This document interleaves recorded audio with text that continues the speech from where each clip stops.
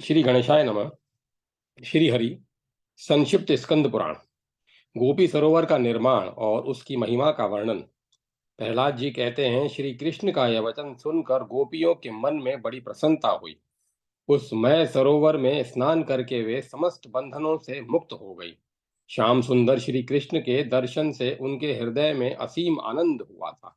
उन्होंने माधव से मधुर वाणी में कहा, भगवान, दैत्यों में श्रेष्ठ मैं धन्य है जिसके बनाए हुए सरोवर में संपूर्ण देवताओं के साथ जगदीश्वर निवास करें। प्रभु, यदि आप हम पर प्रसन्न हैं और हम आपके कृपा पात्र हैं तो हमारे लिए भी एक तीर्थ का निर्माण कराइए, जहां रहकर आपके नामों का कीर्तन, आपका दर्शन और निरंतर आपके स्वरूप का ध्यान करने से हम परम गति को प्राप्त हों। श्री कृष्ण ने कहा, साध्वी गोपियों, तुम मेरी आत्मीय जन हो, अतः तुम्हारा प्रिय कार्य अवश्य करूंगा। तुम सदैव मेरे अनुग्रह की पात्र हो, क्योंकि मैं सदा भक्ति के वशीभूत रहता हूँ। ऐसा कहकर भगवान श्री कृष्ण ने गोपियों के हित के लिए मैं सरोवर के समीप एक दूसरे सरोवर का निर्माण कराया। उसमें अगाध जल था। कमल के पत्ते उसकी शोभा बढ़ा रहे थे। उस सरोवर का जल बड़ा ही स्वच्छ था। हंस, सारस और चक्रवाक आदि पक्षी उसे सुशोभित करते थे। कुमुद, उत्पल, कहार और पद्मखंड उस सरोवर के श्रृंगार थे। उसके तट पर मुख्य मुख्य ब्राह्मण, सिद्ध और विद्याधर आकर रहने लगे। यदुकुल की स्त्रियां, बालक और उस जनपद के लोग दिन रात यहाँ वहां भरे रहते थे। उस सरोवर को देखकर श्री कृष्ण ने कहा, गोपियों, मैं सरोवर के समीप सज्जनों के मन की भांति स्वच्छ जल से भरे हुए इस सरोवर को देखो। यह तुम्हारे ही लिए तैयार कराया गया है। तुम्हारे नाम से ही उसकी इसकी ख्याति होगी। तुम्हें और मुझे गौवाचक शब्द अभिष्ट है, अतः गौ के नाम पर लोक में यह तीर्थ गौ प्रचार नाम से प्रसिद्ध होगा। मैंने तुम मैंने तुम सब गोपियों का प्रिय करने की इच्छा से इस सरोवर का निर्माण किया है। इसीलिए यह गोपी सरोवर के नाम से भी विख्यात होगा। तुम लोग मेरे प्रति विशेष भक्ति के कारण यहाँ आई हो, अतः तुम्हें जो अभिष्ट हो या तुम्हारे मन में जो कुछ भी हो वह मांगो। गोपियां बोली, माधव, आप प्रसन्नता पूर्वक इस सरोवर में निवास करें। जहां आप हैं वहीं दान, व्रत, नियम, ओमकार, वष्टाकार, स्वाहाकार, स्वधाकार, भूरलोक, भुवरलोक, स्वर्गलोक, महरलोक, जन, तप और सत्यलोक सबकी स्थिति है। देवता, असुर और मनुष्यों सहित यह संपूर्ण जगत श्री कृष्ण में ही है। तीनों लोकों को पवित्र करने वाली गंगा आपका चरणोदक ही तो है। आपके वक्ष स्थल में लक्ष्मी और मुख में सरस्वती देवी का वास है। जगदीश्वर, आप यहाँ अपने सर्वभूत में स्वरूप में से स्नान करें।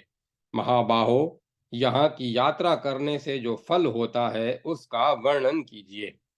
श्री कृष्ण ने कहा, गोपियों, सुनो, सदाचारी, शुद्ध, निर्धन, परोपकारी एवं कुटुंबी ब्राह्मण को आवश्यक सामग्रियां, बछड़ा, वस्त्र, आभूषण तथा शास्त्रोक्त दक्षिणा से युक्त गाय दान करने से जो फल प्राप्त होता है वह सब इस गोपी तीर्थ में स्नान करने मात्र से मिल जाता है। जो मनुष्य अनेक प्रकार के स्तोत्रों से स्तुति करते हुए मेरे विग्रह के साथ गाते बजाते गोपी सरोवर की यात्रा करते हैं, उन्हें कभी माता के गर्भ की यातना नहीं भोगनी पड़ती।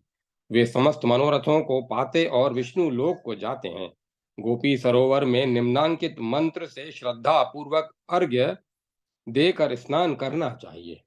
अर्घ्य मंत्र: नमस्ते गोप रूपाय विष्णवे परमात्मने, गोप्रचार जगन्नाथ ग्रहणारय नमोस्ते ते। गोपी रूपधारी परमात्मा विष्णु को नमस्कार है। गौ प्रचार जगन्नाथ, यह अर्घ्य ग्रहण करो, तुम्हें नमस्कार है। इस प्रकार विधि पूर्वक अर्घ्य दे, हाथ से तीर्थ की मिट्टी लेकर मस्तक में लगावे और श्रद्धा पूर्वक स्नान करके देवताओं तथा पितरों का तर्पण करें। फिर एकाग्र चित हो भक्ति भाव से श्राद्ध करें और शास्त्र में बताए अनुसार स्वर्ण तथा रजत की दक्षिणा दें। ऐसा करने से मनुष्य उत्तम गति को पाता है। उसके तीनों कुलों के पितर उत्तम लोक में जाते हैं। श्राद्ध करता पुरुष यदि पुत्र की इच्छा रखने वाला हो तो वह मन के अनुकूल पुत्र पाता है। जो गोपी सरोवर में स्नान करता है वह स्वर्ग और मोक्ष आदि जिस जिस वस्तु को चाहता है सब कुछ पा लेता है। जब तक जगत रहेगा तब तक यह सरोवर भी रहेगा, और जब तक सरोवर रहेगा तब तक तुम्हारी कीर्ति भी स्थिर रहेगी। मनुष्य लोक में जब तक कीर्ति बनी रहती है तब तक उसका स्वर्ग लोक में रहना निश्चित है। इसमें स्नान करके निष्पाप हुए समस्त प्राणी परम गति को प्राप्त होंगे। भाद्रपद मास आने पर जल से भरे हुए पवित्र गोपी सरोवर में नियम पूर्वक स्नान करना होगा। तुम लोग कांत भाव से अथवा ब्रह्म भाव से मुझ परमेश्वर का चिंतन करते हुए परम उत्तम गति को प्राप्त होगी। इस प्रकार भगवान की आज्ञा पाकर उन गोप कन्याओं ने उन्हें नमस्कार किया और वे जैसे आई थी वैसे ही चली गईं। इस प्रकार गोपियों को विदा करके उद्धव सहित श्री कृष्ण अपने घर को गए। ओम नमः शिवाय। ओम नमो नारायण।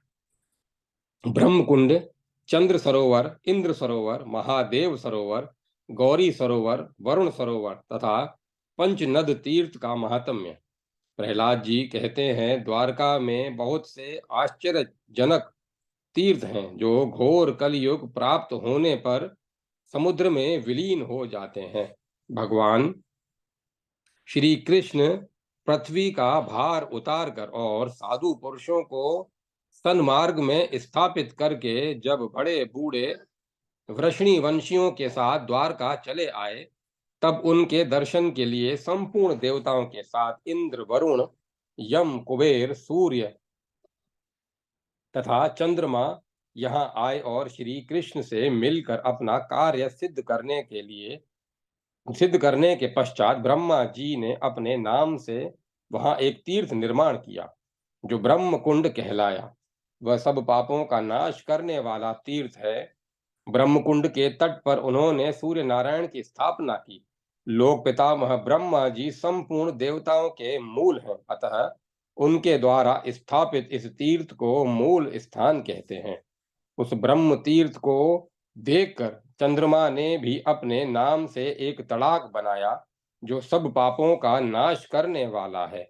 उस तेजस्वी तीर्थ को देखकर सब देवता बड़े प्रसन्न हुए। उन्होंने लोक सृष्टा ब्रह्मा जी से कहा, जो यहाँ स्नान करके पितरों का तर्पण करेगा तथा जो माघ शुक्ला सप्तमी को देवेश्वर मूल स्थान का पूजन करेगा वह सब पापों से मुक्त हो धन धान्य से संपन्न होगा। ब्रह्मा जी ने उस सरोवर के तट पर एक शिवलिंग को भी स्थापित किया। फिर महाभाग इंद्र ने भी परम सुंदर सरोवर बनाकर वहां इंद्रेश्वर लिंग की स्थापना की। वहां स्नान करके मनुष्य इंद्र पद पाता है, अतः वह भूतल पर इंद्र पद के नाम से प्रसिद्ध है। उसका दर्शन करके मनुष्य सब पातकों से मुक्त हो जाता है। अष्टमी और चतुर्दशी को इंद्रपद तीर्थ में स्नान करके जो इंद्रेश्वर की पूजा करता है वह मोक्ष पाता है। जब सूर्य मकर राशि पर स्थित हो उस समय उत्तरायण की संक्रांति के अवसर पर तथा विशेषतः शिवरात्रि को पार्वती सहित इंद्रेश्वर की पूजा करके जो मनुष्य रात्रि में जागरण करता है वह उत्तम लोक को पाता है।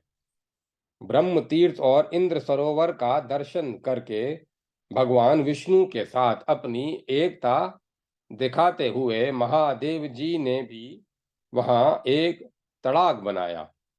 अथाह जल वाले उस सरोवर को देखकर पिनाक पाणी शिव ने ब्रह्मा और विष्णु के सहित उसमें स्नान किया। यह देखकर देवताओं ने कहा, इस महासरोवर का निर्माण महादेव जी ने किया है, इसीलिए यह महादेव सरोवर के नाम से प्रसिद्ध होगा। जो इसमें भक्ति भाव से स्नान, तर्पण और श्राद्ध करेगा, वह उत्तम गति को प्राप्त होगा। महादेव सरोवर के दर्शन से मनुष्य पाप मुक्त हो जाता है और भक्ति पूर्वक उसमें स्नान करने से उसकी कभी दुर्गति नहीं होती। स्त्री स्नान करे तो वह कभी सौभाग्य और संतान से वंचित नहीं होती। वहीं गौरी सरोवर भी है, उसमें स्नान करके मनुष्य सब कामनाएं प्राप्त कर लेता है। वरुण जी ने भी भगवान के प्रति भक्ति भाव रखकर दिव्य सरोवर का निर्माण किया, जो वरुण सरोवर के नाम से विख्यात है। जो उसका दर्शन करता है, उसके सब पापों का नाश हो जाता है। भादों की पूर्णिमा को वहां तर्पण और श्राद्ध करने से मनुष्य उस उत्तम लोक में जाता है, जहां जाकर फिर कभी शोक का अवसर नहीं आता। भगवान विष्णु को द्वारका में पधारे हुए सुनकर ब्रह्मपुत्र, मरीचि आदि ऋषि श्री कृष्ण पालित द्वारकापुरी में आए।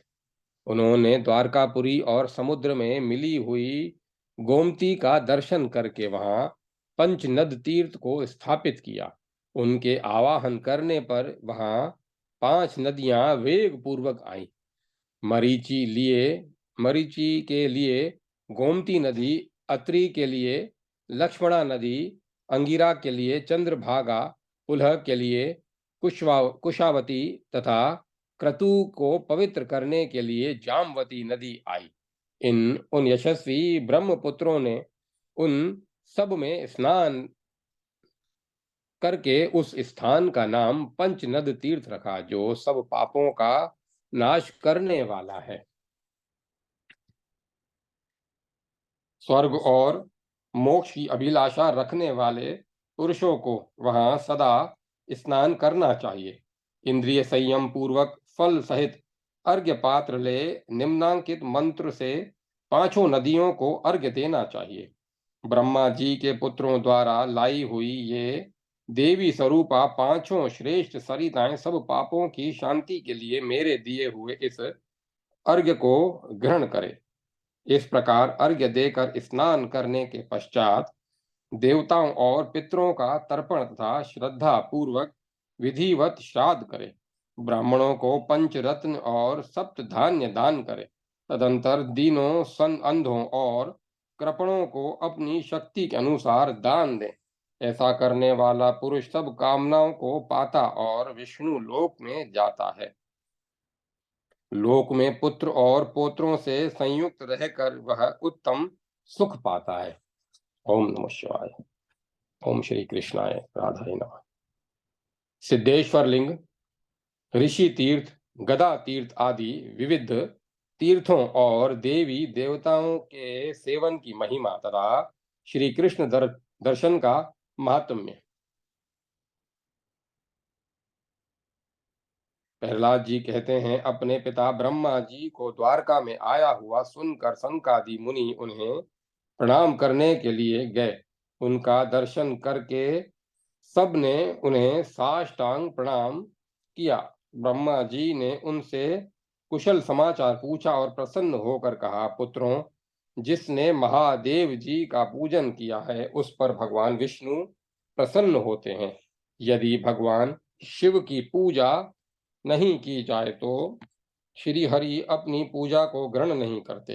अतः सब प्रकार से यत्न करके भगवान शंकर का पूजन करना चाहिए, जिससे सदा भगवान विष्णु के लिए की हुई पूजा पूर्णतः को प्राप्त हो।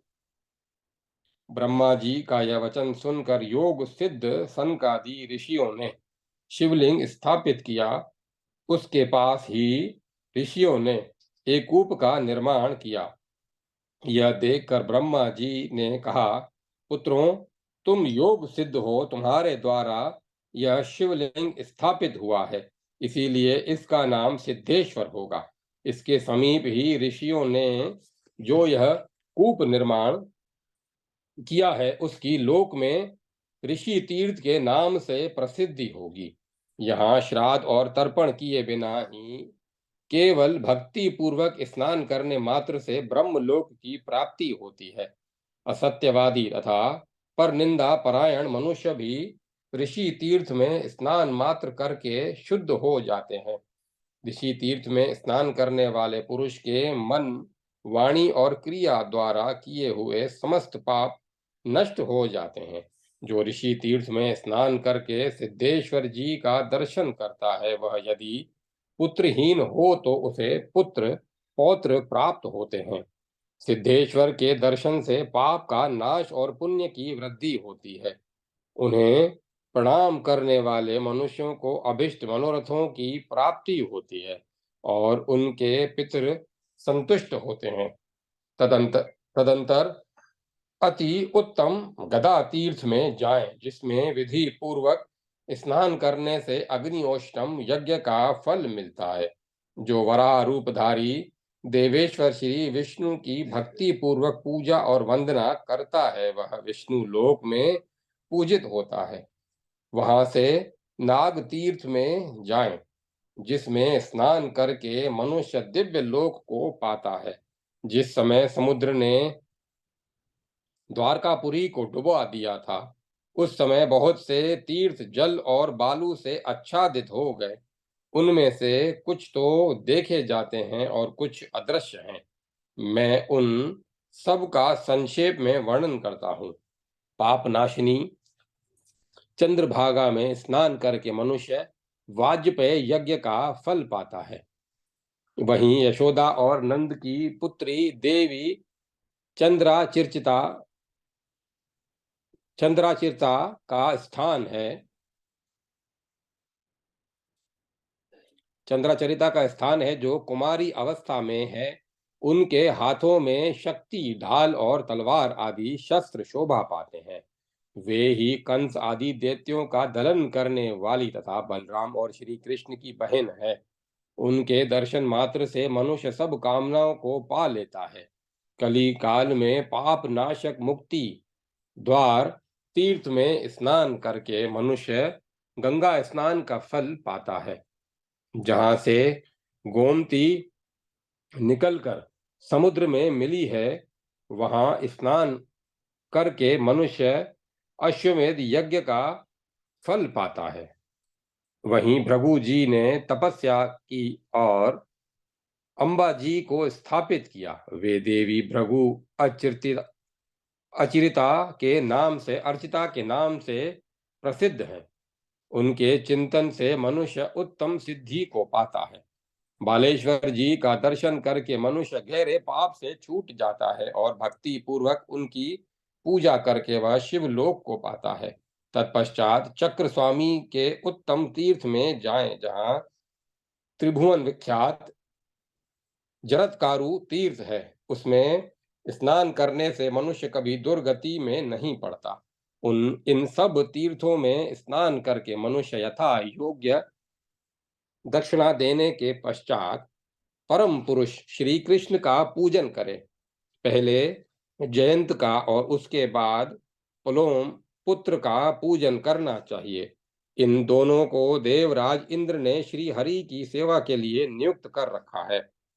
तदंतर देवकी नंदन श्री कृष्ण के समीप जाए। उन एक मनुष्य निरंतर प्राणायाम आदि पूर्वक ज्ञान और ध्यान में तत्पर है और दूसरा केवल देवेश्वर श्री कृष्ण का दर्शन करता है। उन दोनों का समान फल है। एक मानव गंगा आदि तीर्थों में स्नान करता है और दूसरा देवेश्वर श्री कृष्ण का दर्शन। उन दोनों को समान फल की प्राप्ति होती है। ओम नमः शिवाय। ओम श्री कृष्णाय नमः। श्री कृष्ण तथा रुक्मणी देवी के दर्शन और पूजन की महिमा। प्रहलाद जी ने कहा, द्वारकापुरी में जाकर मधुसूदन श्री विष्णु की आवश्यक पूजा करनी चाहिए। तत्पश्चात सुगंध लेप चंदन वस्त्र पुष्प नैवेद्य आभूषण तांबुल फल तथा आरती आदि उपचारों से भगवान श्री कृष्ण की पूजा करके उन्हें साष्टांग प्रणाम करें। घी का दीपक जलाकर अर्पण करें। रात्रि में जागरण गाने बजाने तथा पुस्तक पाठ करें। भादों की अष्टमी और द्वादशी को भी श्री हरि का पूजन करना चाहिए। कलयुग में गोमती और समुद्र के संगम में स्नान और श्री कृष्ण पूजन करके मनुष्य निर्मल लोक में जाता है, जहाँ पहुंचकर फिर कभी शोक का सामना नहीं करना पड़ता। विधि पूर्वक श्री कृष्ण की पूजा करने के अनंतर मनुष्य रुक्मणी जी के समीप जाए और दही, दूध, मधु, घी तथा शक्कर से उन्हें स्नान करावे। फिर गंध और फूलों से पूजा करे। जो तीर्थ के जल से स्नान कराता है वह संपूर्ण कामनाओं को प्राप्त कर लेता है। जो इस प्रकार श्री कृष्ण प्रिया रुक्मणी देवी को नहलाता है, उसके लिए इहलोक और परलोक में कुछ भी दुर्लभ नहीं है। जो चंदन, रोली और कस्तूरी का लेप लगाता है वह कभी पुत्रहीनता और निर्धनता का कष्ट नहीं देखता। वह सदा भोग सामग्रियों से संपन्न, रूपवान तथा जन सम्मानित होता है। जो चमेली, सुगंधित कमल, कनेर, बेला, तुलसी, राजचंपा, जल से होने वाले फूल, केतकी तथा पाटल, गुलाब आदि फूलों से धूप, अगरू तथा गूगल से सुंदर एवं कोमल वस्त्रों से भक्ति पूर्वक कृष्ण प्रिया रुक्मणी की पूजा करता है और मणि एवं रत्नों के आभूषणों से उनका श्रृंगार करता है। उसके कुल में कोई दुखी, अधर्मी, निर्धन, पुत्रहीन, पापकर्मी, धूर्त तथा नीच से भी नहीं होता। कलयुग में मनुष्यों को जगन माता रुक्मणी देवी का भक्ष्य, भोज्य आदि नैवेद्यों के द्वारा पूजन करना चाहिए। देवी मैं प्रियताम, रुक्मणी देवी मुझ पर प्रसन्न हो, यही पूजन का उद्देश्य होना चाहिए। भक्ति भाव से रुक्मणी जी को कर्पूर युक्त तांबुल निवेदन करें। अक्षतों के साथ दिव्य फल लेकर निम्नांकित मंत्र से विधि पूर्वक अर्घ्य दें। विदर्भ राजकुमारी कृष्ण प्रिया रुक्मणी देवी, तुम्हें नमस्कार है। तुम सब कामनाओं को पूर्ण करने वाली हो, मेरा यह अर्घ्य स्वीकार करो। तुम्हें नमस्कार है। इस प्रकार अर्घ्य देकर प्रज्वलित दीपक सहित आरती करें। विशेषतः कपूर जलाकर देवी की निराजना करें। शंख में जल लेकर भावपूर्वक देवी के ऊपर घुमावें और फिर आत्मशुद्धि के लिए सिर पर धारण करें। तत्पश्चात नमः कृष्णा प्रिय ऐसा कहते हुए पृथ्वी पर लौटकर साष्टांग प्रणाम करें। जो कलयुग में श्री कृष्णपुरी द्वारका में जाकर उनकी प्रिया रुक्मणी देवी का दर्शन करता है, वह इस लोक और परलोक में सब कामनाओं को पाता है। माघ शुक्ला अष्टमी को चंदन, पुष्प और अनेक प्रकार के उपहारों से कामदेव की जननी रुक्मणी देवी का पूजन करते हैं। उनका जीवन सफल है, उनके सभी मनोरथ पूर्ण हो जाते हैं। जो चैत्र और वैशाख में द्वादशी तिथि को कृष्ण सहित रुक्मणी देवी का दर्शन करता है, उसके मानव धन्य वे मानव धन्य हैं। उन्हें श्री कृष्ण के साथ उनके धाम में रहने का सौभाग्य प्राप्त होता है। जिन मानवों ने भाद्रपद मास में सदा ही श्री कृष्ण और रुक्मणी का पूजन किया है, वे सब पापों से मुक्त हो वैकुंठ धाम में जाते हैं। जो कार्तिक शुक्ला द्वादशी को श्री कृष्ण सहित रुक्मणी का दर्शन करता है, उसका पूजन सफल हो जाता है और संतान परंपरा का कभी नाश नहीं होता। सुत जी कहते हैं, बलि को बांधने वाले भगवान विष्णु ने इस पुराण संहिता का संकलन किया है। उन्होंने कृपा पूर्वक महात्मा प्रहलाद को इसका उपदेश किया। दैत्यराज प्रहलाद ने ऋषियों के पूछने पर उनसे इसका वर्णन किया। जो मानव भक्ति पूर्वक इसको सुनता अथवा पढ़ता है, वह संपूर्ण मनोरथों को पाता और विष्णु लोक में जाता है। इस विषय में महात्मा मार्कंडे तथा राजा इंद्रधुमन का संवाद भी हुआ है, जिसे बताया जाता है। ओम नमः शिवाय। ओम नमो नारायण। द्वारकापुरी तथा वहां श्री कृष्ण के दर्शन पूजन का महात्म्य तथा तुलसी की महिमा। मार्कंडेय जी बोले, इंद्रधुमन कलयुग में जो मानव श्री कृष्ण का महात्म्य सुनते और पढ़ते हैं, उनका यमलोक में निवास नहीं होता। जिन्हें सदा श्री कृष्ण की कथा प्राणों से भी प्रिय है, उसके लिए इस लोक और परलोक में कुछ भी दुर्लभ नहीं है। कलयुग में यदि चांडाल भी द्वारकापुरी में निवास करता है तो वह यतियों की गति पाता है। जो द्वारकापुरी की यात्रा करता है, उसे मार्ग में प्रतिदिन कुरुक्षेत्र सेवन का फल प्राप्त होता है। कलयुग में जिनकी बुद्धि द्वारका की यात्रा और श्री कृष्ण का दर्शन करने में संलग्न होती है, वे मानव धन्य हैं और उनका वह मनोरथ भी धन्य है। जिन्होंने कोटि अयुत पापों का नाश करने वाले श्री कृष्ण मुखारविंद का दर्शन किया है, वे धन्य हैं, कृतकृत्य हैं, वंदनीय हैं और संपूर्ण लोकों को पवित्र करने वाले हैं। जो मानव श्री कृष्ण के मस्तक पर दूध से स्नान कराते हैं, उन्हें 100 अश्वमेघ यज्ञों का पुण्य प्राप्त होता है। जो मनुष्य निष्काम भाव से श्री कृष्ण को स्नान कराता है, वह मोक्ष पाता है। जो स्नान से भीगे हुए श्री कृष्ण विग्रह को वस्त्र से पोंछता है, उसका जन्म भर का पाप नष्ट हो जाता है। जो जगदीश्वर श्री कृष्ण को स्नान कराकर उन्हें फूलों की माला पहनाता है, वह जो उनके स्नान काल में शंख बजाता है अथवा सहस्त्र नामों का पाठ करता है, उसे एक एक अक्षर पर कपिला गौ के दान का फल प्राप्त होता है। गीता, गजेंद्र मोक्ष, भीष्म स्तवराज तथा महर्षियों द्वारा रचित अन्य अन्य स्तोत्रों के पाठ का भी यही फल है। भगवान उनके समीप आते और उनकी संपूर्ण कामनाएं पूर्ण करते हैं। जो श्री कृष्ण के स्नान काल में नृत्य और गान करता है, ताली बजाता है और जय जयकार करता है, वह योनि यंत्र से निकलने की, जन्म लेने की पीड़ा से छुटकारा पा लेता है। जो मानव कलयुग में श्री कृष्ण के गुणों का वर्णन करता है, वह पितरों सहित वैकुंठ धाम में निवास करता है। जो भांति भांति के कोमल वस्त्रों से पूजा करके माधव को धूप निवेदन करता है, वह विष्णु धाम में निवास करता है। जो भक्ति पूर्वक स्वर्ण रत्न एवं मणियों के आभूषण से श्री कृष्ण का श्रृंगार करते हैं, उनके यह उनके वह उत्तम फल उन्हें वह उत्तम फल प्राप्त होता है, जो इंद्र, शिव, ब्रह्मा और तथा मुनियों को भी ज्ञात नहीं।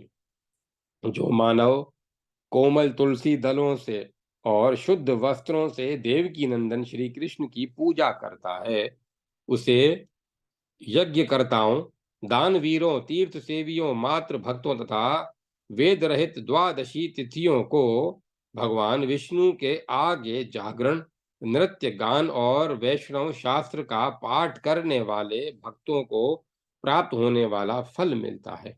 तुलसी माला से पूजित होकर रुक्मणी वल्लभ श्री कृष्ण पूर्वोक्त सभी फल प्रदान करते हैं। जैसे लक्ष्मी श्री कृष्ण लक्ष्मी भगवान विष्णु को प्रिय जैसे लक्ष्मी भगवान श्री विष्णु को प्रिय है, उसी प्रकार इनमें उनसे भी अधिक तुलसी उन्हें प्रिय है। कलयुग में जहाँ कहीं भी तुलसी की माला से भगवान विष्णु का पूजन होता है, वहाँ द्वारका का समग्र पुण्य प्राप्त होता है। श्री कृष्णम शरणम मम, श्री कृष्णम शरणम मम, श्री कृष्णम शरणम मम, श्री कृष्ण शरणम मम। श्री कृष्ण मेरे आश्रय हैं। यह 8 अक्षरों वाला मंत्र श्री कृष्ण की कृपा प्राप्त करने वाला है। जो कलयुग में कपूर सहित काले अगूरे से श्री कृष्ण को धूप देते हैं, वे श्री कृष्ण का सारू सारूप्य प्राप्त करते हैं। घी, गूगल तथा सुगंधित पदार्थ के द्वारा भगवान श्री कृष्ण को धूप देकर मनुष्य सदा कृष्णमय पद को प्राप्त होता है। जो श्री कृष्ण को अगुरु धूप देता है वह सब पातकों का त्याग करके अत्यंत सुंदर रूप पाता है। जो श्री कृष्ण मंदिर के द्वार पर प्रतिदिन दीपमाला जगाता है वह सातों द्वीपों से युक्त पृथ्वी का सम्राट होता है। जो श्री कृष्ण के आगे सुगंधित नैवेद्य निवेदन करता है उसके पितर कल्प पर्यंत नित्य तृप्त रहते हैं। जो कपूर और सुपारी के साथ तांबुल निवेदन करता है उसे देवपद की प्राप्ति होती है। जो भगवान श्री कृष्ण के आगे जल से भरा हुआ कलश और कमंडलू निवेदन करता है उसके पितर सब कल्प तक एक उसके पितर एक कल्प तक जल पीने की इच्छा नहीं रखते। जो श्री भगवान श्री कृष्ण को मनोहर फल भेंट दे करता है उसके उत्तम मनोरथ कल्प पर्यंत सफल होते रहते हैं। जो देव देव श्री कृष्ण की परिक्रमा करता है उसके कुल में किसी को यमलोक का दंड नहीं भोगना पड़ता। जो श्री कृष्ण के मंदिर में सुंदर पुष्प मंडप बनाता है वह कोटि कोटि पुष्पक विमानों द्वारा दिव्य लोक में क्रीड़ा करता है। जो श्वेत चवर की हवा देकर श्री कृष्ण को प्रसन्न करता है देवेश्वर श्री कृष्ण उसके मस्तक को अपने मुंह से चूमते हैं। जो श्री कृष्ण के मंदिर को केले के खंभों से सुशोभित करता है उसका स्वागत देवराज स्वयं करते हैं। जो मनुष्य श्री कृष्ण मंदिर को ध्वजा पताकाओं से सजाता है वह सदा सूर्यलोक में निवास करता है। जो श्री कृष्ण मंदिर के ऊपर ध्वजारोपण करता है उसका ब्रह्मलोक में निवास होता है। जो देव देव श्री कृष्ण के आंगन को स्वास्तिकों से विभूषित करता है वह तीनों लोकों में क्रीड़ा करता है। जो मानव शंख में जल लेकर भगवान श्री कृष्ण के ऊपर घुमाता है वह पूरे कल्प भर श्री क्षीर सागर में भगवान विष्णु के समीप निवास करता है। जो विष्णु सहस्त्र नाम अथवा अन्य स्तोत्रों का पाठ करते हुए भगवान श्री कृष्ण की परिक्रमा करता है उसे पग पग पर सातों दीपों वाली पृथ्वी की परिक्रमा का पुण्य प्राप्त होता है। जो उन्हें साष्टांग प्रणाम करता है उसे 10,000 अश्वमेध यज्ञों का फल प्राप्त होता है। जो मीठे स्वर वाले उत्तम गीतों से भगवान श्री कृष्ण को संतुष्ट करता है उसे सामवेद के पाठ का फल प्राप्त होता है। जो प्रसन्न चित्त होकर भक्ति भाव जो प्रसन्न चित्त होकर भक्ति भाव से श्री कृष्ण के सम्मुख नृत्य करता है वह अपने समस्त पापों को भस्म कर देता है। जो श्री कृष्ण के समीप आकर भक्ति भाव से स्वस्ति वाचन करता है उसे एक एक अक्षर में 100 कपिला दान का सामवेद की वाणी से जो ऋग्वेद जो कपिल दान का पुण्य मिलता है। जो ऋग्वेद यजुर्वेद और सामवेद की वाणी से श्री कृष्ण को संतुष्ट करते हैं उन्हें ब्रह्मलोक का निवास प्राप्त होता है। जो योगी पुरुष श्री कृष्ण के समीप योग शास्त्र और वेदांत का पाठ करते हैं वे सूर्य मंडल को भेद कर भगवान विष्णु के धाम में जाते हैं। श्रीमद् भगवद गीता विष्णु सहस्त्र नाम भीष्म स्तवराज अनुस्मृति और गजेंद्र मोक्ष ये पांचों स्तोत्र श्री कृष्ण को अत्यंत दुर्लभ प्रतीत होते हैं बहुत प्रिय लगते हैं। श्री कृष्ण के समीप जो श्रीमद् भागवत का पाठ करता है, रामायण महाभारत और पुराणों का पाठ करता है, उसे मोक्ष प्राप्त होता है। जो गोमती के जल में स्नान करके पवित्र हो श्री कृष्ण के मुखारविंद का दर्शन करते हैं, उनके दर्शन से 100 वर्षों का पातक नष्ट हो जाता है। संसार में वे मनुष्य धन्य हैं जो कलयुग में द्वारकापुरी जाकर गोमती और समुद्र के संगम में देवताओं और पितरों का तर्पण करते हैं। श्री वे हरिद्वार, प्रयाग, गया, कुरुक्षेत्र, पुष्कर, प्रभास, श्री स्थल और शुक्ल तीर्थ के सेवन का तथा सहस्त्रों चंद्रायण व्रत का फल पाते हैं। द्वारकापुरी धन्य है जो गोमती नदी बहती है और जहाँ रुक्मणी वल्लभ निवास श्री कृष्ण निवास करते हैं। जो कलिकाल में पाप से मोहित होकर गोमती के जल में स्नान नहीं करते, उनके पाप बंधन का नाश कैसे होगा। श्री कृष्ण ने कली काल के लिए गोमती नदी को स्वर्गलोक की सीढ़ी बनाया है। वह मनुष्यों के मन को आनंद देने वाली तथा स्नान मात्र से मोक्ष प्रदान करने वाली है। राजन, जहाँ गोमती के जल से मिला हुआ समुद्र जाग रहा है, जहाँ भगवान श्री कृष्ण विराजमान है और जहाँ पूजन करने पर मोक्ष देने वाली चक्रांकित शिलाएं उपलब्ध होती हैं, वहां चलो। जहाँ की मिट्टी भी चक्र से चिन्हित होकर कलयुग में पाप का नाश करने के लिए स्थित है। जो पुरी दैत्य, दानव, राक्षस तथा देवताओं को भी शरण देने वाली है, जिसे देवकी नंदन श्री कृष्ण कली काल में कभी नहीं छोड़ते, उस द्वारकापुरी का कौन सेवन नहीं करेगा।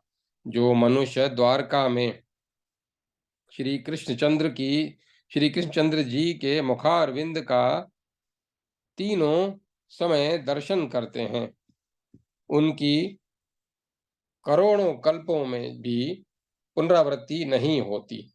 जो विधवा स्त्री द्वारका में निवास करती है, वह परम पद को प्राप्त होती है। जो द्वारकापुरी को नहीं गया, वह इस संसार में पुत्र लेकर भी क्या करेगा। श्री कृष्ण जी की द्वारकापुरी में जाकर जो तुलसी दलों से उनकी पूजा करता है, उसने जन्म का फल पा लिया और पितरों को तार दिया। जो श्री कृष्ण के श्री विग्रह से उतारी हुई प्रसाद स्वरूपा तुलसी माला धारण करता है, वह एक एक पत्ते में 10 अश्वमेध यज्ञों का फल पाता है। उसके मस्तक पर तुलसी के काष्ठ की माला शोभा देती है। उस मानव के शरीर में साक्षात श्री हरि विराजमान होते हैं। जो कलयुग में तुलसी काष्ठ माला से विभूषित होकर पुण्य कर्म करता है तथा देवताओं और पितरों का पूजन करता है, उसका वह सत्कर्म कोटि गुना हो जाता है। तुलसी काष्ठ की माला देखकर यमराज के दूत दूर भागते हैं, जैसे आंधी से उड़ाए हुए पत्ते दूर हो जाते हैं। जिसके घर में तुलसी का काष्ठ तथा उसकी सूखी हुई या हरी पत्ती रहती है, उसके घर में कहीं भी पाप नहीं संक्रमण उसके घर में कहीं से पाप का संक्रमण नहीं होता। जो तुलसी माला से विभूषित होता है, उसके हृदय में भगवान श्री कृष्ण के प्रति अविचल भक्ति होती है तथा उसे इहलोक और परलोक में भय नहीं होता। उसके दुख, स्वप्न, अपशकुन और शत्रु भय का निवारण हो जाता है। बोधनी, शयनी, त्रिस्पर्धा, त्रिस्पृथा, त्रिस्पृशा तथा पक्षवर्धनी एकादशी अवश्य करनी चाहिए। अष्टमी के भी जयंती, विजया और जया आदि कई भेद हैं। वह सब पापों का नाश करने वाली और श्री कृष्ण को अत्यंत प्रिय है। ओम नमः शिवाय। जय श्री कृष्ण। शंखोद्धार तीर्थ की महिमा। मार्कंडेय जी कहते हैं, महाभारत में कौरव सेना के मारे जाने और समस्त योद्धाओं के नष्ट हो जाने पर अर्जुन भक्ति भाव से श्री कृष्ण के समीप गए और उनकी परिक्रमा तथा प्रणाम करके हाथ जोड़कर बोले, भगवान, शंखोद्वार तीर्थ का फल बताइए। श्री भगवान बोले, महाबाहो, जो मनुष्य घर में रहकर भी शंखोद्वार तीर्थ का स्मरण करते हैं उनकी पुनरावृत्ति नहीं होती।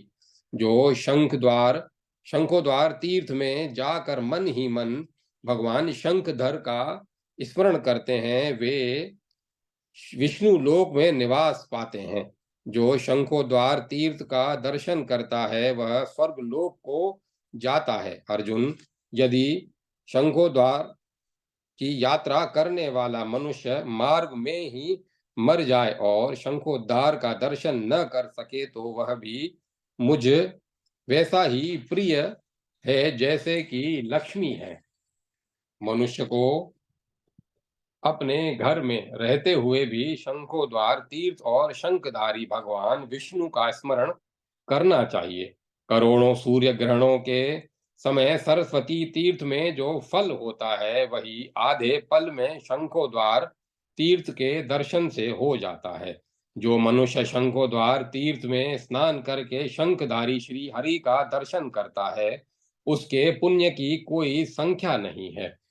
मनुष्य तभी तक संसार में तथा पापपूर्ण नरक में भटकते हैं जब तक कलिमल नाशक शंखोद्वार तीर्थ का दर्शन नहीं करते। शंखोद्वार तीर्थ में स्नान करके मनुष्य फिर जन्म नहीं लेता।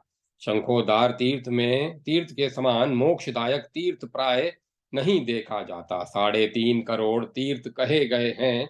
शंखोद्वार में उन सभी तीर्थों का फल प्राप्त होता है जिसका मन श्री कृष्ण में नहीं लगता और जो शंखोद्वार तीर्थ का दर्शन नहीं करता है उसके स्वर्गवासी पितर भी उसे भयंकर शाप देते हैं। जो शंखोद्वार तीर्थ में रहकर अन्न दान करता है उसने रुक्मणी पति की प्रसन्नता में से स्वयं ही मुक्ति प्राप्त कर ली। उसने रुक्मणी पति की प्रसन्नता से स्वयं ही मुक्ति प्राप्त कर ली। अन्न दान के समान दूसरा कोई दान न हुआ है, न होगा। इसीलिए प्रयत्न पूर्वक अन्न दान करना चाहिए। कुंती नंदन, जो तुलसी दल से मेरी पूजा करता है उससे इंद्रदेव भी भयभीत होते हैं। जो किसी भी कारण से श्री कृष्ण का एकादशी व्रत कर लेते हैं वे धन्य हैं। मृत्यु के पश्चात उन्हें चतुर्भुज भगवान विष्णु प्राप्त होते हैं। द्वारका का समुद्र के जल में सब ओर से दुर्जय है। द्वारका समुद्र के जल से सब ओर से दुर्जय है और उसके मध्य भाग में पाप नाशक शंखदेव निवास करते हैं। जो मनुष्य शंखोद्धार के उद्धार में स्नान करके विधि पूर्वक श्राद्ध करते हैं वे अपने पितरों का उद्धार करके उत्तम लोक को जाते हैं। भगवान शंखधारी को नमस्कार और उनका पूजन करके मानव उस निर्मल लोक में जाता है जहाँ शोक का अत्यंत अभाव है। भगवान शंखधर का दर्शन करके मरण धर्मा मनुष्य उनके अनेक जन्मों के घोर पापों से मुक्त तथा कृतकृत्य हो जाता है। भगवान शंख उसे मनोवांछित फल देते हैं। ओम नमः शिवाय। जय श्री कृष्ण। द्वारकापुरी गोपी चंदन तथा गोमती का महात्म्य। मार्कंडेय जी कहते हैं, राजन, कली काल में मथुरा, द्वारका और अयोध्या, ये तीन पुरियां भगवान को अत्यंत प्रिय तथा धर्म, अर्थ, काम और मोक्ष देने वाली हैं। मथुरा में यमुना, द्वारका में गोमती तथा अयोध्या में सरयू नदी है, जो सेवन करने पर मोक्षदायिनी होती है। अयोध्या में श्री हरि का, द्वारका में श्री कृष्ण का और मथुरा में केशव का स्मरण करने से मुक्ति प्राप्त होती है। संसार में मथुरापुरी धन्य है, जहाँ साक्षात भगवान विष्णु प्रकट हुए हैं।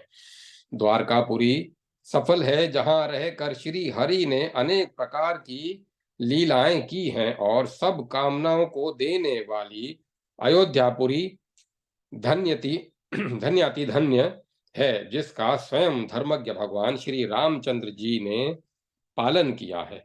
अयोध्या के स्वामी भगवान श्री राम, मथुरावासी केशव का तथा द्वारका निवासी परम सुंदर श्री कृष्ण का प्रेम से कीर्तन करें। कीर्तन करने से मथुरा, स्मरण करने से द्वारकापुरी और यात्रा करने से अयोध्यापुरी पुण्यदायिनी होती है। इन तीनों के द्वारा विशुद्ध पद की प्राप्ति होती है। श्री कृष्ण, ब्रह्मा जी, श्री विष्णु तथा द्वारकापुरी का श्रवण अथवा दर्शन करके मनुष्य जन्म के बंधन से मुक्त हो जाता है। अयोध्या, मथुरा और द्वारकापुरी श्रवण अथवा दर्शन की अभिलाषा करने से कल्प भर के पाप का नाश कर देती है। कलयुग में जो श्री कृष्ण, विष्णु और हरि का स्मरण करता तथा द्वादशी को रात में भगवान के समीप जागता है, उसे 10,000 अश्वमेध यज्ञ का फल मिलता है। कली काल में वे मनुष्य धन्य हैं, जो सरयू, गोमती और यमुना के जल में स्नान करते हैं, जो पश्चिम दिशा की ओर मुंह करके स्नान करते हैं और दोनों हाथ जोड़कर द्वारकापुरी का स्मरण करते हैं, उन्हें कोटि गुना फल होता है। कलयुग में जो मानव द्वारकापुरी का चिंतन करते हैं, वे 10,000 कपिला गौओं के दान का पुण्य पाते हैं। राजन, मैं मार्कंडे 7 कल्प की बातों का स्मरण राजन मैं मार्कंडे 7 कल्प की बातों का स्मरण करने वाला हूँ। कलयुग में द्वारकापुरी के समान अथवा उससे बढ़कर दूसरी कोई पुरी नहीं है। कलयुग में जो मनुष्य द्वारकापुरी को जाता है, वह पग पग पर 1,000 अश्वमेध और 100 राजस्यु यज्ञों का फल पाता है। नृप श्रेष्ठ, कलयुग में द्वारका की यात्रा करते हुए जिन मनुष्यों का चित्त विचलित नहीं होता, उनका जीवन सफल है। जिसने गोमती के तट पर भगवान श्री कृष्ण के समीप पिंडदान किया है, उसी पुत्र से माता पुत्रवती और पितृ पुत्रवान हैं। गोपी चंदन का तिलक करके मनुष्य यदि इस पृथ्वी पर भ्रमण करता है, तो उससे वह समूचा देश पवित्र हो जाता है। फिर जहाँ वह स्वयं स्थित है, उसके लिए तो कहना ही क्या है। जो द्वारका में उत्पन्न हुए श्री कृष्ण सेवित तुलसी को अपने मस्तक पर धारण करता है, वह स्वर्गलोक का स्वामी होता है। भगवान विष्णु को विजया एकादशी तिथि, गंगा जल, काशीपुरी तुलसी, आंवले का फल, भागवत शास्त्र, रामायण, द्वारकापुरी चमेली का फूल, एकादशी की रात में जागरण तथा कीर्तन और गायन, ये अधिक प्रिय हैं। कली काल में जिसके घर में सदा गोपी चंदन की मृत्तिका विद्यमान है, वहां श्री कृष्ण सहित द्वारकापुरी स्थित है। कृतघ्न, गोघाती तथा समस्त पापों का आचरण करने वाला मनुष्य भी गोपी चंदन के संपर्क से तत्काल पवित्र हो जाता है। जो किसी वैष्णव को गोपी चंदन का एक टुकड़ा देता है, वह अपने कुल का उद्धार करता है। जिसके मंदिर में द्वारका की तुलसी है, उससे यमराज भी डरते हैं। द्वारका की मृत्तिका, तुलसी तथा श्री कृष्ण का कीर्तन 100 करोड़ यज्ञों से भी अधिक पुण्यदायक बताया गया है। मैंने एक मैंने सब शास्त्रों और पुराणों का बार बार अवलोकन करके देख लिया। मुझे द्वारका के समान दूसरी कोई पुरी नहीं दिखाई दी। जिसने द्वारका की यात्रा और श्री कृष्ण का कीर्तन किया है, उसने हजारों तीर्थों में स्नान और करोड़ों यज्ञों का यजन कर लिया है। जिन मनुष्यों ने द्वारकापुरी में जाकर श्री कृष्ण के मुखारविंद का दर्शन किया है, जिस जिस जिन मनुष्यों ने द्वारकापुरी में जाकर श्री कृष्ण के मुखारविंद का दर्शन नहीं किया, वे मानव पंगु और जन्म के ही अंधे हैं। जिन्होंने द्वारकापुरी में जाकर एकादशी की रात्रि में भक्ति पूर्वक जागरण और नृत्य नहीं किया, वे कृतार्थ और जिन्होंने द्वारकापुरी में जाकर एकादशी की रात्रि में भक्ति पूर्वक जागरण और नृत्य किया है, वे कृतार्थ और धन्य हैं। श्री कृष्णपुरी द्वारका में जाकर गोमती के तट पर पिंड दान और यथाशक्ति दान करता है, उसके पितृ तृप्त हो जाते हैं। जो द्वारकापुरी में गया है, उस मनुष्य को 100 जन्मों तक प्रेत और पिशाच की योनि नहीं मिलती। जो मनुष्य वैशाख मास के हिंडोले पर बैठे हुए श्री कृष्ण का जो मनुष्य वैशाख मास में हिंडोले पर बैठे हुए श्री कृष्ण का दर्शन करते हैं, उनके पुत्र पौत्र प्रपिता पितामह ससुर दास भृत्य और पशु भी भगवान विष्णु के साथ क्रीड़ा करते हैं। जो मानव कली काल में श्री कृष्ण के समीप द्वादशी को उपवास करते हैं, उनमें तथा श्री कृष्ण में कोई अंतर नहीं देखता। श्री कृष्ण के समीप द्वादशी तिथि के समान कोई दिन नहीं है। श्री कृष्ण के निकट सभी तिथियां युगादि तिथियों के समान पुण्यदायिनी होती हैं।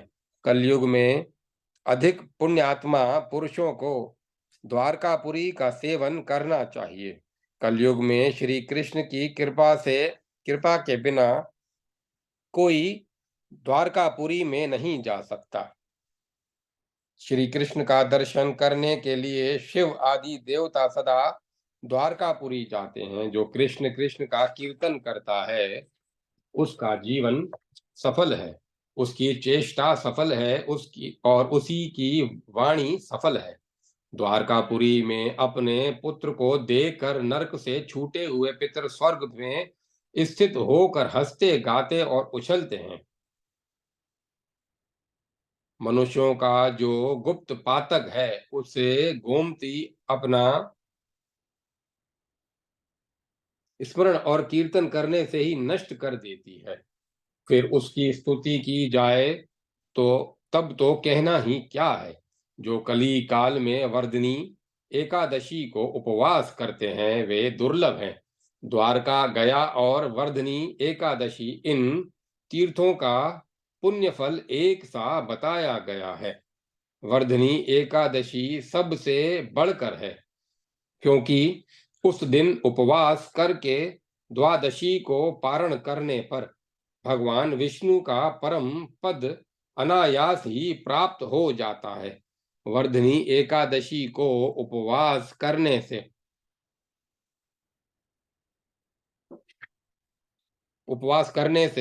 घर में ही तीर्थ सेवन, तपस्या का अनुष्ठान और मोक्ष प्राप्त हो जाते हैं। वर्धनी एकादशी, द्वारकापुरी, गंगा, गया, गोविंद जी का दर्शन, गोमती, गोकुल, गीता और गोपी चंदन, ये दुर्लभ है। जो मनुष्य भगवान श्री कृष्ण के में मन लगाकर इस प्रसंग को सुनता है, वह 1000 अश्वमेध यज्ञ का फल पाता है। जो एकादशी की रात में जागरण करते समय भगवान केशव के इस महात्म्य को सुनेंगे, वह सब पापों से मुक्त हो वैकुंठ धाम को जाएंगे। जो मानव इस इसे प्रतिदिन भक्ति पूर्वक पढ़ेंगे अथवा सुनेंगे, वे तुला दान का फल पावेंगे। एकादशी को जो थोड़ा भी दान किया जाता है वह कोटि गुना होता है, ऐसा जानना चाहिए। ओम नमः शिवाय। ओम नमो नारायण। एकादशी की रात्रि में श्री हरि के समीप जागरण का महात्म्य है।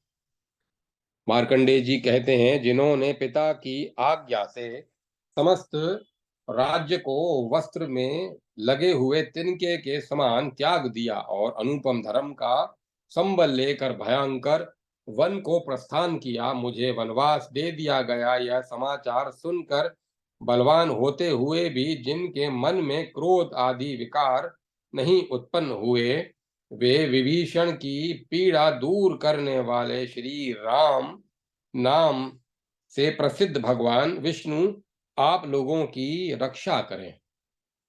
एक समय की बात है, सब धर्मों के ज्ञाता, वेद और शास्त्रों के अर्थ ज्ञान के वेद शास्त्रों के अर्थ ज्ञान में पारंगत, सबके हृदय में स्मरण करने वाले,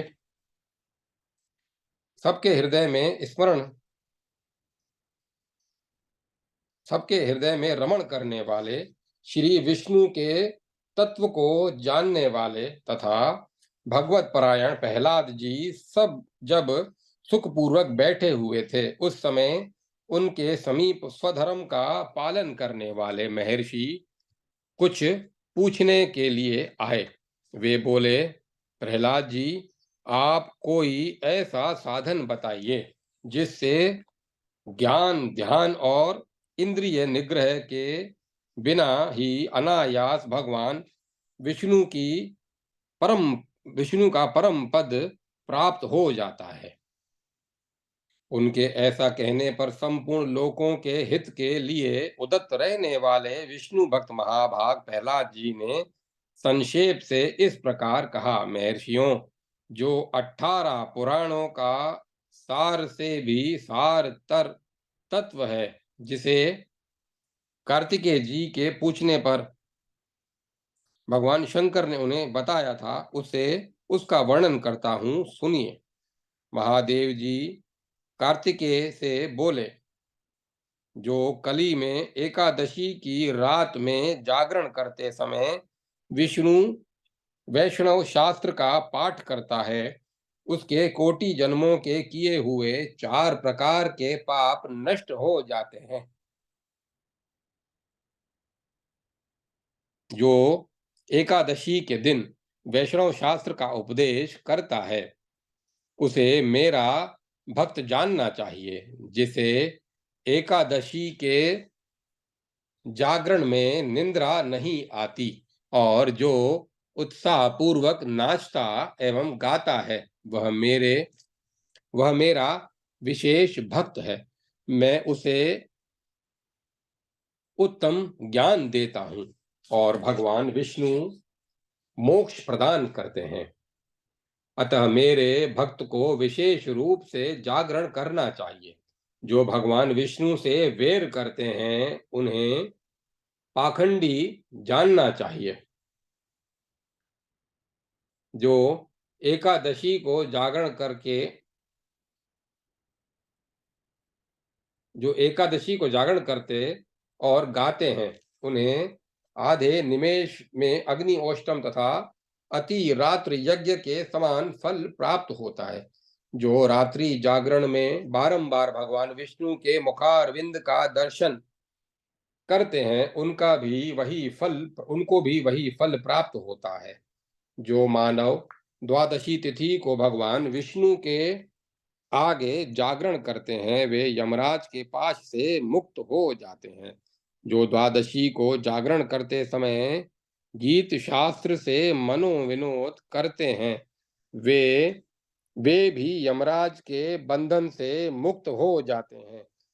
जो प्राण त्याग हो जाने पर भी द्वादशी का जागरण नहीं छोड़ते, वे धन्य हैं और पुण्यात्मा हैं, जिनके वंश के लोग एकादशी की रात में जागरण करते हैं।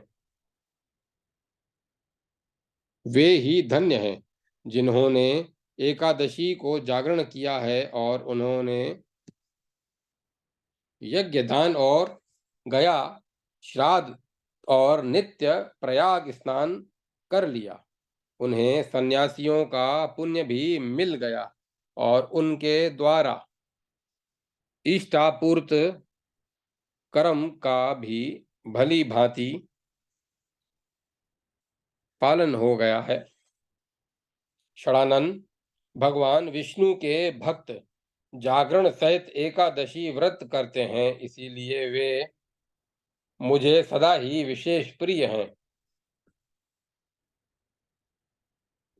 जिसने वर्धनी एकादशी की रात में जागरण किया है, उसने पुनः प्राप्त होने वाले शरीर का स्वयं ही भस्म कर दिया।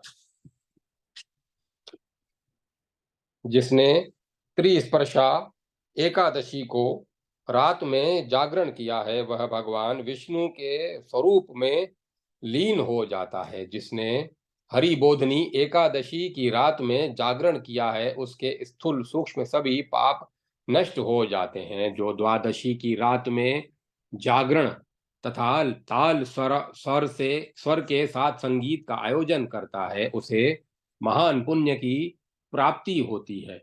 जो एकादशी के दिन ऋषियों द्वारा बनाए हुए दिव्य स्तोत्रों से ऋग्वेद, यजुर्वेद तथा सामवेद के वैष्णव मंत्रों से संस्कृत और प्राकृत के अन्य स्तोत्रों से तथा गीत वाद आदि के द्वारा भगवान विष्णु को संतुष्ट करता है, उसे भगवान विष्णु भी परमानंद प्रदान करते हैं। जो एकादशी की रात में भगवान विष्णु के आगे वैष्णव भक्तों के समीप गीता और विष्णु सहस्त्र नाम का पाठ करता है, वह उस परम धाम में जाता है जहां साक्षात भगवान नारायण विराजमान है। पुण्यमय भागवत तथा स्कंद पुराण भगवान विष्णु को प्रिय है। मथुरा और ब्रज में भगवान विष्णु के बाल चरित्र का जो वर्णन किया गया है, उसे जो एकादशी की रात में भगवान केशव का पूजन करके पढ़ता है, उसका पुण्य कितना है यह मैं भी नहीं जानता। कदाचित भगवान विष्णु जानते हो। बेटा, भगवान के समीप गीत, नृत्य और स्तोत्र पाठ आदि से जो फल होता है, वही कली में श्री हरि के समीप जागरण करते समय विष्णु सहस्त्र नाम, गीता तथा श्रीमद् भागवत व्रत का पाठ करने से सहस्त्र गुना होकर मिलता है।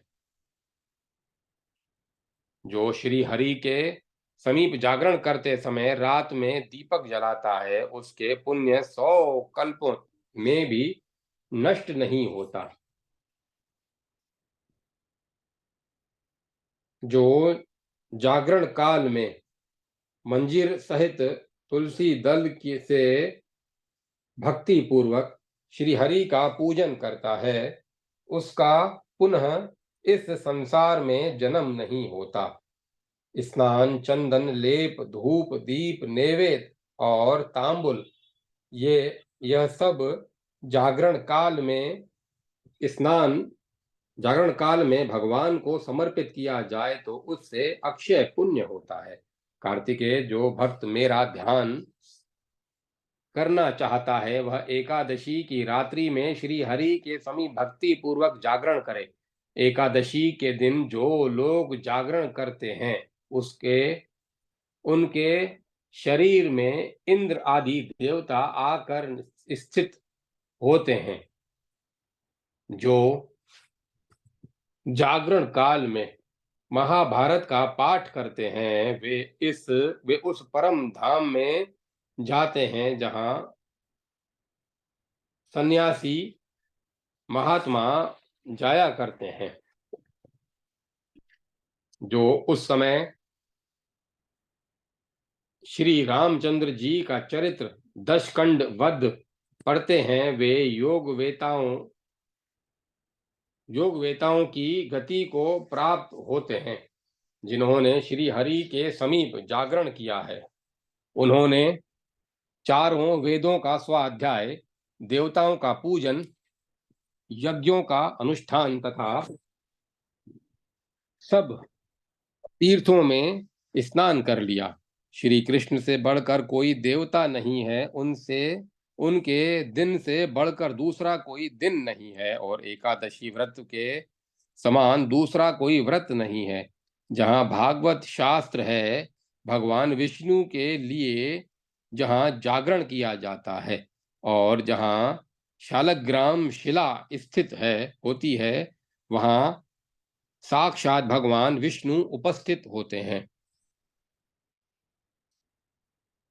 ओम नमः शिवाय।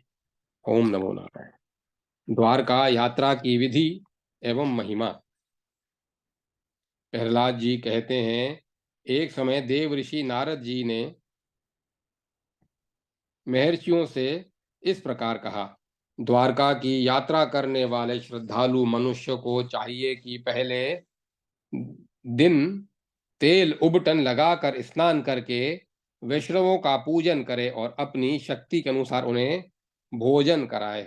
तदंतर भगवान भगवा भावना द्वारा भगवान श्री विष्णु के से आज्ञा लेकर पकवान भोजन करे और प्रसन्नता पूर्वक द्वारका और तथा श्री कृष्ण का चिंतन करते हुए रात में पृथ्वी पर शयन करे। प्रातःकाल पवित्र हो स्नान करके जगदीश्वर की पूजा परिक्रमा और नमस्कार करें। तत्पश्चात महाविष्णु की आज्ञा लेकर कुल के बड़े बूढ़े पुरुषों, ब्राह्मणों तथा वैष्णव जनों से मिले, गंध और तांबुल से उनका अर्चन करे और उनके आगे महान उत्सव मनावे। तदंतर गाने बजाने और स्तुति पाठ के द्वारा द्वारकापुरी के लिए प्रसन्नता पूर्वक यात्रा प्रारंभ करें। द्वारका जाने वाले पुरुष को शांत, जितेंद्रिय, पवित्र, ब्रह्मचारी तथा भूमिशाही होना चाहिए। मार्ग में एकाग्र चित्त होकर विष्णु सहस्त्र नाम आदि स्तोत्र, पुराण पाठ और वैदिक सूक्तों का पठन करना चाहिए। स्वयं प्रसन्न रहकर दूसरों से सदा प्रिय वचन बोले, सबको सम्मान दें, दूसरों की थकावट दूर करने का प्रयत्न करें। द्वारका जाने वाले वृद्ध और असमर्थ पुरुषों को जल दें, उन्हें सुखपूर्वक ठहरने की व्यवस्था करें और उन्हें सवारी भी दिलवाने की चेष्टा करें। मन में दया भाव रखते हुए उन सब की सेवा करें। अपने पास धन हो तो मनुष्य उन यात्रियों को अन्न और वस्त्र आदि भी दे। भगवान श्री कृष्ण की प्रसन्नता के लिए यह सब कुछ करें। इससे महान पुण्य की प्राप्ति होती है। उस समय अपनी शक्ति के अनुसार थोड़ा सा भी दिया जाए तो वह कोटि गुना होकर प्राप्त होता है, फलता है। जो भक्ति भाव से मार्ग में श्री कृष्ण की प्रीति के लिए यात्री को एक ग्रास अन्न भी देता है, उसके द्वारा मानो 7 द्वीपों वाली पृथ्वी दे दी गई। उसके पुण्य का कभी अंत नहीं होता। द्वारका के क्षेत्र में श्री कृष्ण के समीप एक ब्राह्मण को भोजन कराने पर 10 राजस्यु यज्ञ का फल मिलता है। जिन्होंने द्वारका जाने वाले यात्रियों को अन्न दान किया है, उन्होंने लाखों बार गया श्राद्ध कर लिया।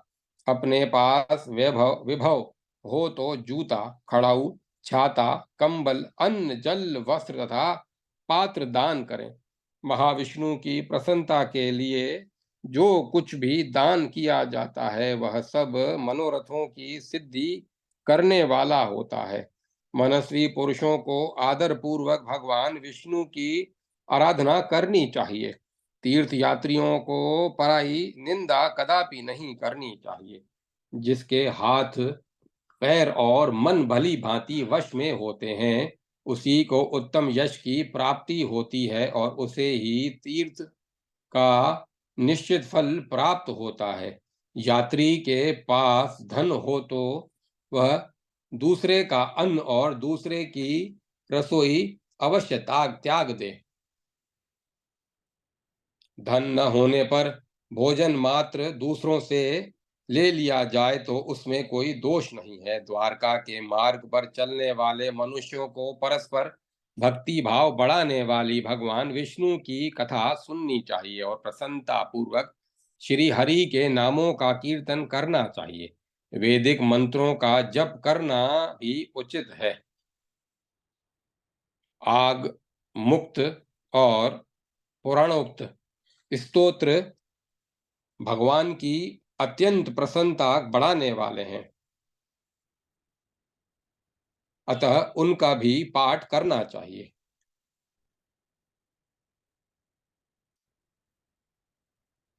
नारद जी के इस प्रकार कहने पर सब महर्षि बड़े प्रसन्न हुए। उन्होंने भगवान श्री कृष्ण के मार्ग पर जाते समय सब कुछ उसी प्रकार किया। कोई भगवान विष्णु की लोक विख्यात कथाएं सुनते थे, जिनके श्रवण करने मात्र से भगवान हृदय में आकर बस जाते हैं। कुछ महर्षि महान पुण्यदायक तथा कली में सबको पवित्र करने वाले भगवान नामों का कीर्तन करते थे। कुछ मही मुनियों ने दिव्य पुराण संहिता का पाठ किया, जो भगवान विष्णु की मंगलमयी महिमा को प्रकाशित करती है। भगवान के जो सद्गुण हैं, उन्होंने पूर्व काल में लीला अवतार धारण करके जो पराक्रम पूर्ण लीलाएं की हैं, उन्हीं को कुछ लोग प्रसन्नता पूर्वक सुनते थे।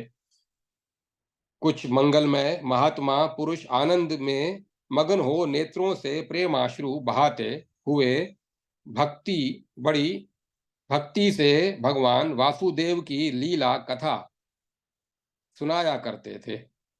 कुछ लोग प्राचीन मुनियों द्वारा वर्णित भगवत चरित्रों का गान करते थे। दूसरे महात्मा आदि अंत रहित देवेश्वर भगवान विष्णु का भक्ति भाव से चिंतन ही करते रहते थे। कुछ मुनि मन और इंद्रियों को संयम में रखकर बड़ी प्रसन्नता के साथ भगवान के वैदिक पुराणिक तथा वैष्णव वैष्णव शास्त्रोक्त स्तोत्रों का पाठ करते थे। दूसरे महर्षि भगवान के पापहारी नामों का कीर्तन करते थे। कोई शतनाम, कोई सहस्त्र नाम, कोई लक्ष्य नाम जपते थे। कुछ मुनि प्रसन्न होकर लौकिक भाषा में गाए हुए हरि नामों का गान करते थे। कुछ लोग अपने शरीर की सुधि भूलकर सब और भगवान के सुंदर रूपों का साक्षात्कार करते थे। वे जो कुछ देखते और जो कुछ सुनते थे, वह सब उन्हें चतुर्भुज विष्णु रूप प्रतीत होता था। कोई गाने बजाने और करताल की ध्वनि के साथ उत्सव करते चलते थे। कोई गाते, कोई नाचते और कोई नृत्य एवं ताल के अनुसार बाजे बजाते थे। सब लोग एक साथ मिलकर एक स्वर से हरिनाम का हरिनाम की गर्जना करते थे। परम परमानंद परमानंद में निमग्न होकर वे परस्पर हंसते थे। गीत और नृत्य के साथ श्री हरि का उत्सव मनाते थे और भगवान श्री विष्णु में मन लगाकर वैष्णव मंत्रों का जप करते थे। ऐसे महात्माओं को देखकर पापी भी शुद्ध हो जाता है। जिसे ऐसे वैष्णव महात्माओं का दर्शन होता है, उससे बढ़कर धन्य पुरुष तीनों लोकों में कोई नहीं है। द्वारका के मार्ग में नृत्य और कीर्तन करके प्रसन्न होने वाले सभी पुरुषों को उनके चरणों में लगे हुए धूलि कण की संख्या के बराबर अश्वमेध यज्ञों का फल प्राप्त होता है।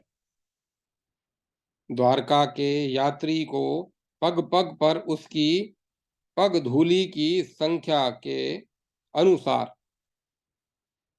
सहस्त्रों यज्ञों का पुण्य प्राप्त होता है। ओम नमः शिवाय।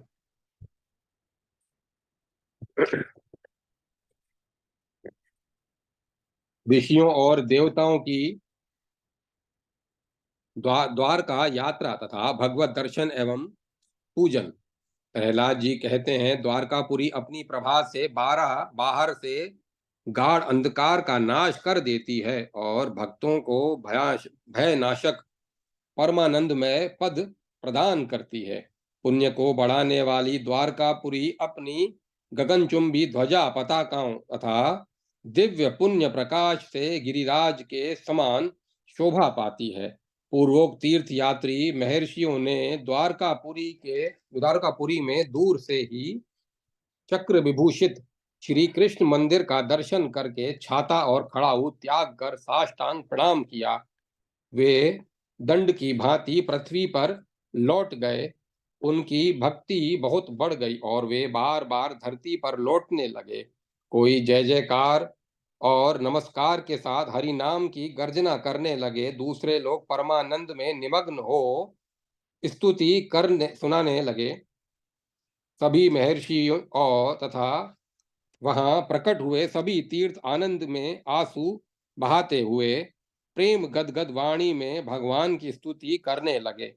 उन सब को देखकर नारद जी ने कहा, तुमने सहस्त्रों जन्मों में सहस्त्रों पुण्य पुंजों की राशि संचित कर रखी थी, जिससे आज तुम्हें भगवान श्री कृष्ण के मंदिर का दर्शन हुआ है। भगवान श्री कृष्ण का दर्शन, द्वारका जाने की बुद्धि और महादेव जी के में दृढ़ भक्ति, ये सब थोड़ी तपस्या के फल नहीं है। वे पूर्वज धन्य हैं जिनके वंशज श्री कृष्ण दर्शन के लिए उत्सव पूर्वक द्वारका की यात्रा करते हैं और वहां पहुंचकर अपने इष्ट देव श्री हरि का दर्शन पाते हैं। सब मुनि लोग देखें, यह द्वारकापुरी तीनों लोकों में सुशोभित होती है। श्री कृष्ण प्रिया द्वारका इस पृथ्वी की कीर्ति है, जहां गोमती रुक्मणी देवी तथा स्वयं भगवान श्री कृष्ण विराज रहे हैं, जिसके संबंध से यह पृथ्वी स्वर्ग से भी अधिक शोभा पाती है।